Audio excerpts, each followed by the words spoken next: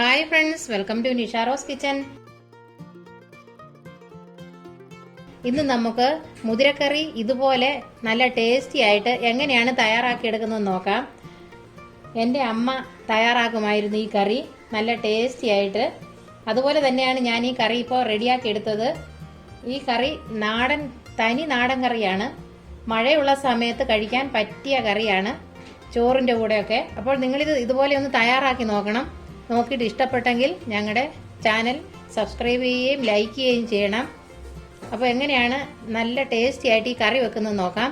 പിന്നെ അധികം തേങ്ങായും അതുപോലെ എണ്ണയൊന്നും ചേർക്കാതെ തയ്യാറാക്കുകയാണെങ്കിൽ കൊളസ്ട്രോൾ ഉള്ളവർക്കും പ്രഷർ ഉള്ളവർക്കും ഷുഗർ ഉള്ളവർക്കും ഒക്കെ കഴിക്കാൻ വളരെ ഹെൽത്തി ആയിട്ടുള്ള ഒരു ഫുഡാണ് മുതിരക്കറി.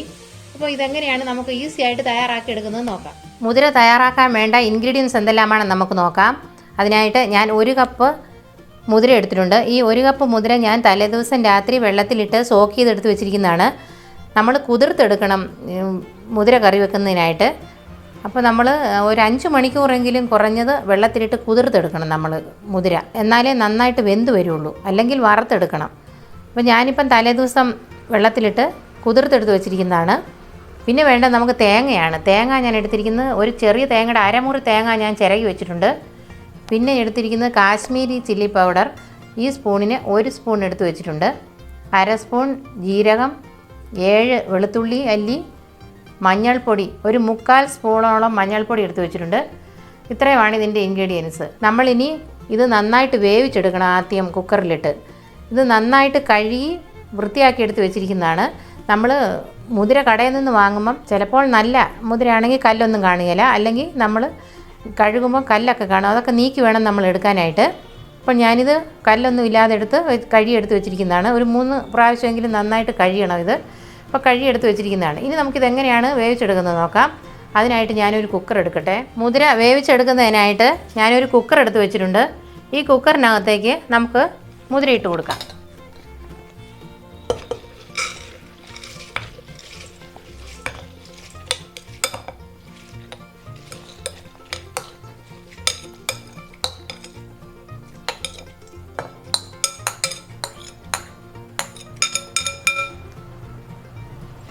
ഇപ്പോൾ ഞാൻ മുതിര ഇട്ട് കൊടുത്തിട്ടുണ്ട്. ഇനി ഇതിനകത്തേക്ക് നമുക്ക് പച്ചമുളക് മുറിച്ചിട്ട് കൊടുക്കാം. 3 പച്ചമുളക് മുറിച്ചിട്ട് കൊടുക്കാം. ചെറിയ ഉള്ളി ഞാൻ 5 എണ്ണവും കൂടെ ഇതിൻ്റെ കൂടെ ഇടുകയാണ്. ഇനി നമുക്ക് വെള്ളം ഒഴിക്കാം.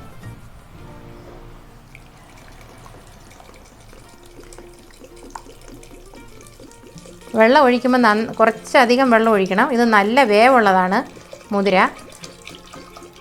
അപ്പം നമുക്കൊരു അല്പം നെഹക്കയും കഴിഞ്ഞ് കുറച്ചുകൂടെ കൂടുതൽ വെള്ളം ഒഴിച്ചു കൊടുക്കാം. ഒരു 7-8 വിസിലെങ്കിലും നമുക്കിത് വേണം നന്നായിട്ട് വെന്ത് വരാനായിട്ട്. അപ്പം കരിഞ്ഞു പോകരുത് കൂടുതൽ നേരം ഇരിക്കുമ്പോൾ. അപ്പോൾ നമുക്ക് നന്നായിട്ട് വെള്ളം ഒഴിച്ചു കൊടുക്കണം.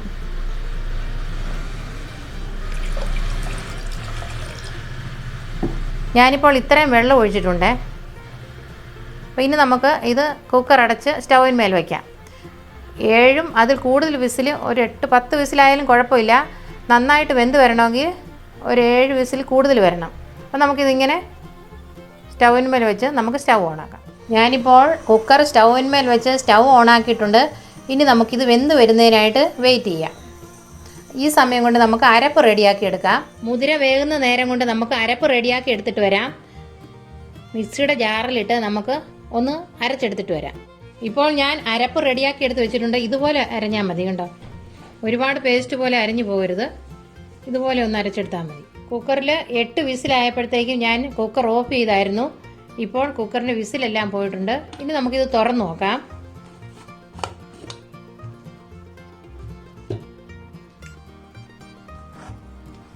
വെന്തോന്ന് നോക്കാം നമുക്ക്.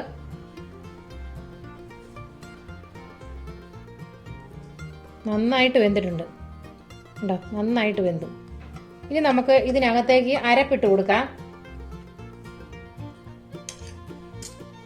അരച്ചു വെച്ചിരിക്കുന്ന അരപ്പിട്ട് കൊടുക്കാം.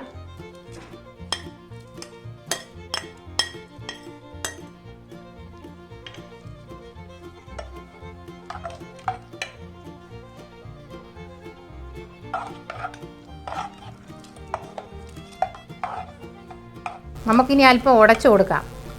ചാറ് നന്നായിട്ട് കുറുകി വരുന്നതിനായിട്ട് നമുക്ക് അല്പം ഉടച്ചു കൊടുക്കാം.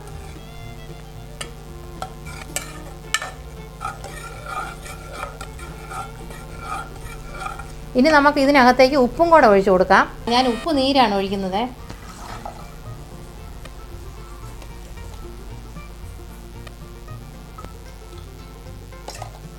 ഞാൻ ഉപ്പ് ഒഴിച്ചു കൊടുത്തിട്ടുണ്ട്.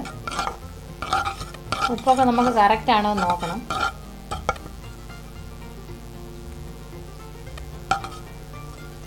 ഉപ്പൊക്കെ കറക്റ്റാണ്.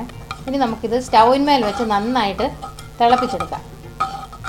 ഇപ്പോൾ കറി നന്നായിട്ട് തിളച്ചിട്ടുണ്ട്, കണ്ടോ?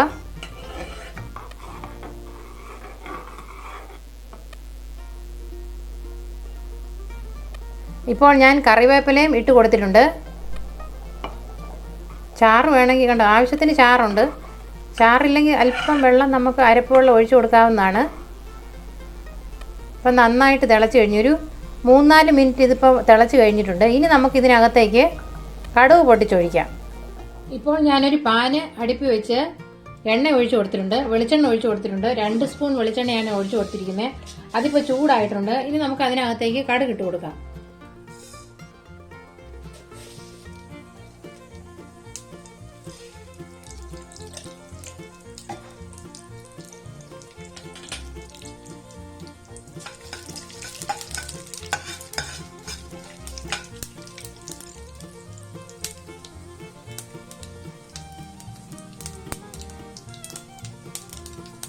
ഇനി നമുക്ക് കറിവേപ്പില ഇട്ട് കൊടുക്കാം.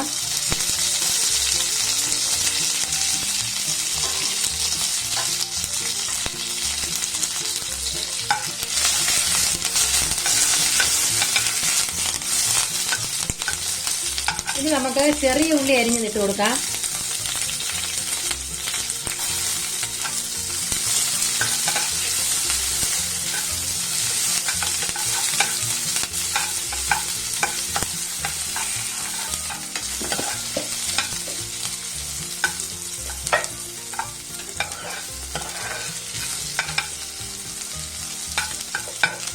ഉള്ളി അല്പം മൂത്ത് വരട്ടെ, അതുവരെ നമുക്ക് ഇളക്കി കൊടുക്കാം.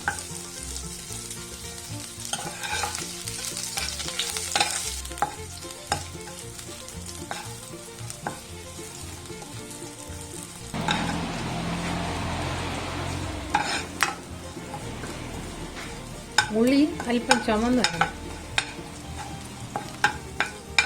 നല്ല ടേസ്റ്റ് കാണുള്ളൂ. മീഡിയം ഫ്ലെയിമിൽ വെച്ചിട്ട് വേണം നമ്മൾ ഈ കടുക് ഇങ്ങനെ പൊട്ടിച്ചിട്ട് ഇതുപോലെ ഉള്ളി അല്പം മൂപ്പിച്ചെടുക്കാനായിട്ടല്ലേ കരിഞ്ഞു പോകും. ഇനി നമുക്ക് ഇതിനകത്തേക്ക് വറ്റൽമുളക് മുറിച്ചിട്ട് കൊടുക്കാം.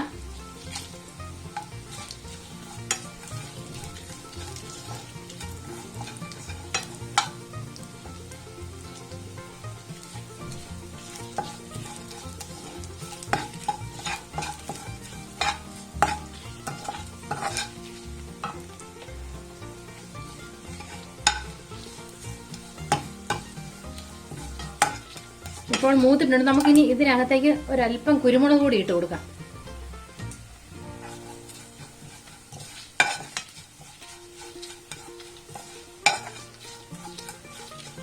ഇപ്പോൾ റെഡി ആയിട്ടുണ്ട്. ഇനി നമുക്ക് മുതിര ഇതിനകത്തേക്ക് ഒഴിച്ചു കൊടുക്കാം.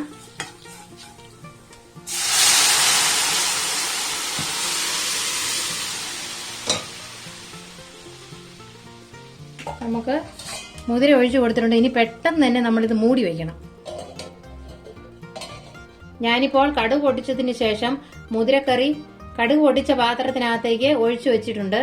പെട്ടെന്ന് തന്നെ ഞാൻ മൂടി വെച്ചു, അല്ലെങ്കിൽ അതിന്റെ ആ നല്ല ഒരു മണം, കടുക് പൊട്ടിച്ചതിന്റെ ആ മണം പോകും. എന്നിട്ട് പിന്നെ നമ്മൾ ഒരു 2 മിനിറ്റ് കഴിയുമ്പോൾ നമുക്കിനി തുറന്നു നോക്കാം. കണ്ടോ, നമ്മുടെ മുതിരക്കറി ഇവിടെ റെഡി ആയി കഴിഞ്ഞു. ഇപ്പോൾ നമ്മുടെ മുതിരക്കറി ഇവിടെ റെഡി ആയി കഴിഞ്ഞിട്ടുണ്ട്.